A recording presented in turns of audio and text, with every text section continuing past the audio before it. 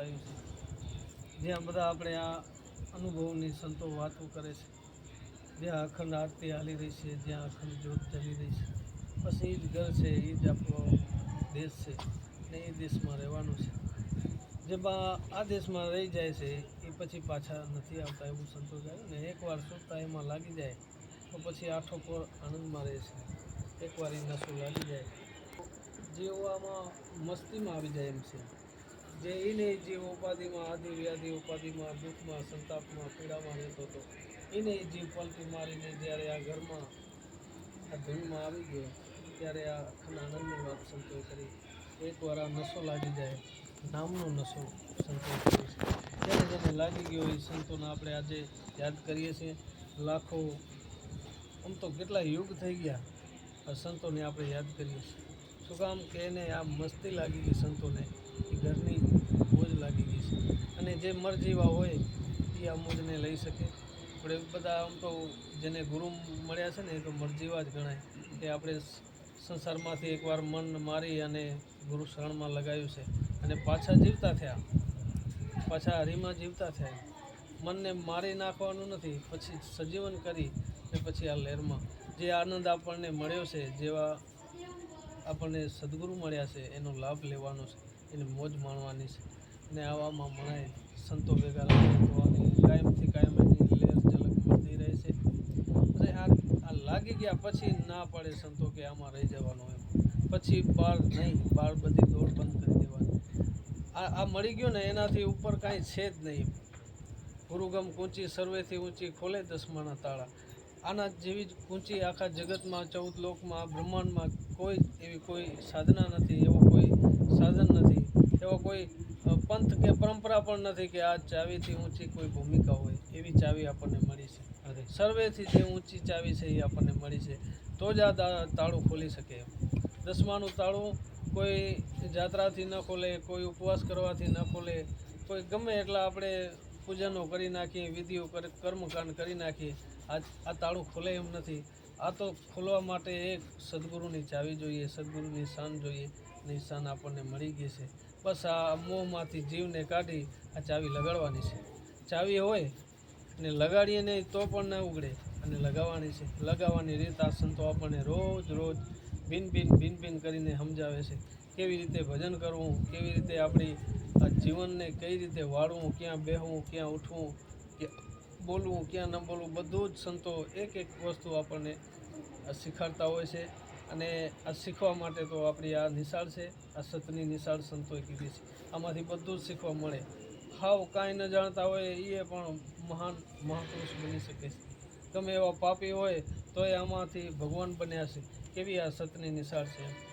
ગમે એવું કોઈ આપણે ચિંતા કરવા જેવું છે જ નહીં. બસ મરજીવા બની અને આની મોજ લેવાની છે. લાગી ગયા પછી બીજો કોઈ ફણગો ન ફૂટે. બસ એક જ તાર આમાં, ભજન કેમ વધે, ભજન કેમ વધે. અને ભજનની જેની માંગણી છે એનું ભજન વધી જાય છે. જેમ બીજી માંગણીઓ મળી જાય છે ને એમ ભજનની જે માંગણી કરે એને ભજન પણ મળી જાય છે. ને આપણે બધાને ભજન મળેલું છે, આનો લાભ આપણે લીધેલો છે અને બધામાં દેખાય છે. બસ આ નશામાં રહેવું છે. આઠો પોર જેના મન ઉદાસી નહીં સંસારમાં આસી. સંતો આપણને એમ પણ કહે કે હવે આમાં થોડીક બારે આપણને ઉદાસી આવી જોઈએ તો આ ભજન લાગે. બહારથી ને અંદરથી થોડોક ફેરફાર છે. એમ અંતરમાં જેને પ્રીતિ લાગી છે ને એ અહીંયા રહી શકે છે. તો એને બહારમાં થોડીક ઉદાસી હોવી જોઈએ. બારે રુચિ અને અંદરમાં રુચિ તો બે ભેગું નહીં થાય. એક મ્યાનમાં બે તલવાર તો ક્યારેય ન રહે. અંતરની રુચિ વધતી જાય, અંતરનો પ્રેમ વધતો જાય અને બહાર થોડીક ઉદાસી આવતી જાય તો ભજન હાવ સહેલું છે. તો સંતો કહે છે કાંઈ નથી, આ તો હાવ રમતા રમતા જવાય એમ છે, આનંદ કરતાં કરતાં જવાય છે. તો આ ભજન માર્ગમાં કોઈ આકરા તપ નથી, કોઈ કષ્ટી નથી, કોઈ વધારે કાંઈ ખર્ચા કરવાના.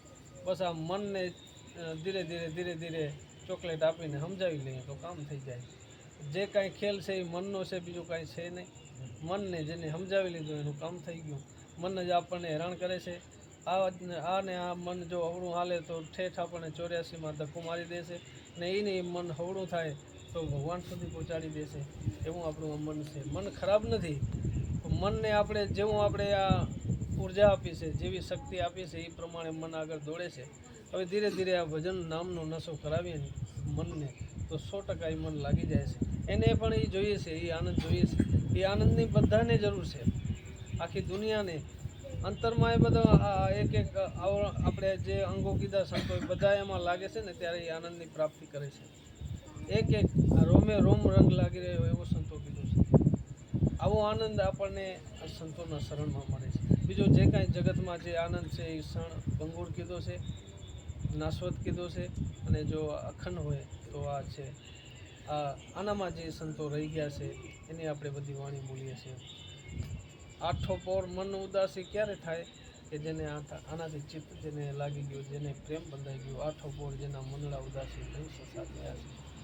વરજીવા થઈ નશો કીધો થઈ ગયા ગુલતાન. આ મસ્તીમાં લાગી જાય તો કામ થઈ જાય એમ છે. ને આપણને આ સંતો મસ્તી કરાવવા માટે રોજ રોજ રોજ રોજ કાંઈક ને કાંઈક આપણા માટે મહેનત કરતા હોય છે. બસ એનો આધીનતાની હમણાં વાત કરીને, આધીન ગુરુને આધીન હોય તો આપણું કામ થઈ જાય. એટલે આપણા ગુરુ મહારાજને આપણે આધીન રહેવાનું. ક્યાંક ક્યાંક ખામીઓ રહેતી હોય તો એ કઢાવી લેવાની.